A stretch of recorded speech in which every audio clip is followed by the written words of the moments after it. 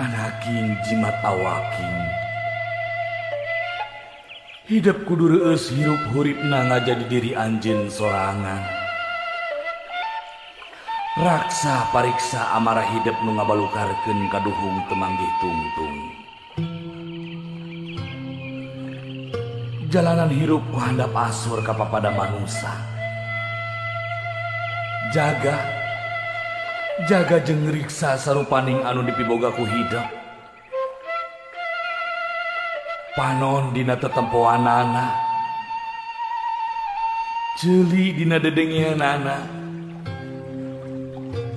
leta tina ucapkeunana, leungeun tina cacabakeunana, suku tina lampaheunana. Jaga riksa lengkah paripolah tinu hal anu matak raheut kana manah batur. Ngarah hidup hirup loba dulur, akur jeung salambur. Ulah poho, omat, jaga riksa kaluhungan alam dunya.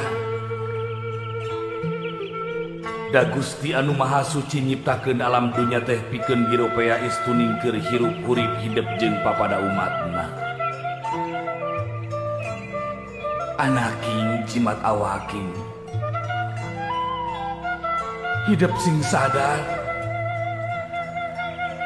ngajalanan hirup hurip di alam dunya teh teu gampang. Hidup moal salawasna ngajalanan datarna hirup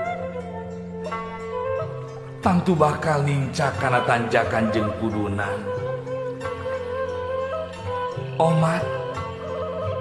Omat hidup ulah kufur, salawasna eling kanu Maha Agung, nyembah kanu Maha Kawasa. Turutkeun papagon ageman, jalankeun pituduh karuhun urang.